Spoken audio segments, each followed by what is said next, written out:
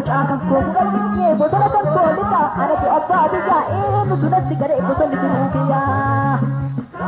Goota hin arrabsanii yoo gorfatan seeraanii geerarsa caccabsanii geeraran qajeelaanii. Geerarsi lubbuu qabaa geerarri abbaa qabaa geerarsi akka qabaa geeraruu bakka qabaa. Abbaan argan geeraruu geeraraan bakka qabaa yoo dhiirti geerarsu goota gara dadhabaa luuta fiixaanti qaba luuti goota sitti harkumaan lubbuu dhabaa. Namichi dubbiinii kummuu dubbiinii balleessa namichi nama waan fuudhee namaa balleessa. Namichi nama hamatummuu maqaa namaa xureessa luuti tuqan alba'u goota tuqe agarsa. Lolli tuqaan danda'u lubbuu namaa balleessa ofirraa nabbaa tuqa harkaa nabbaa tuufa sababa natti taate biyyaa nabbaa tuufa. Nadiisi jennaan dikkaa booda dubbii nattidda argin tuttuqaan beetu tuttuu jedhiisuun beetu walirra dheessuun beetu dhoon eegaluun beektu. Maqaa addunyaatu bakka saree nana nyaattu kaa saree nana laatu yaada dhiqachuu hette ka gabaabina na laafte na tuffachuu hette ka akka. Simbirri wajaa oolu ilmoon isaa naasisuuti sirri booyaa oolu gurree godaan bukkisu. Warri kee booyaa oolu lubbuu baddeen deebisu obsee har'a ga'e kaa burra biyyaatiin deega. Suurii kan koo beeka lammata narra fiigu danda'a kan koo hin fiigu anillee nama gahu maqaa namaa hin ta'u nagumaa nagaddo ummanni haa dhagayu.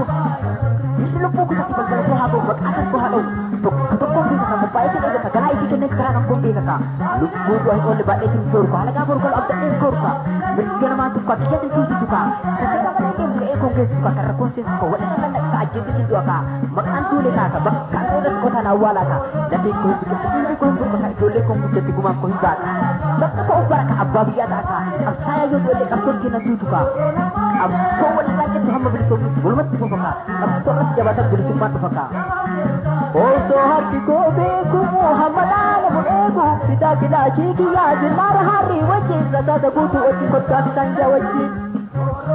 Wayya kilaashii kiyyaa kilaashii jiijii kiyyaa teessuma na dhoorganii nagaatti ni hitiitiyaa. Wayya kilaashii kiyyaa kilaashii shoolee kiyyaa dhoorroo hojjaan dhufaatuuf nagaatti ijoollee biyyaa. Yoo dubbiin ka itti bufuuf deemsi kan koo hin hafu dhaamsa sitti dhaamadhaa dhaga'i dhaamsa kiyyaa. Jabeessi da'oo kiyyaa natiisi maqaa kiyyaa gutuumsi galaa kiyyaa guddisi ijoollee biyyaa. Garaan simbooreenii na duraa yaaddeeni eenyu maqaa tidhayaa anaa dirra naannayaa maqaadhe biyyaan bahuu xiqqoo gaara ol bayaa. Aariin manaa na baasee aarii kan koo hin bayaa na'aa ta'a qaana bayaa.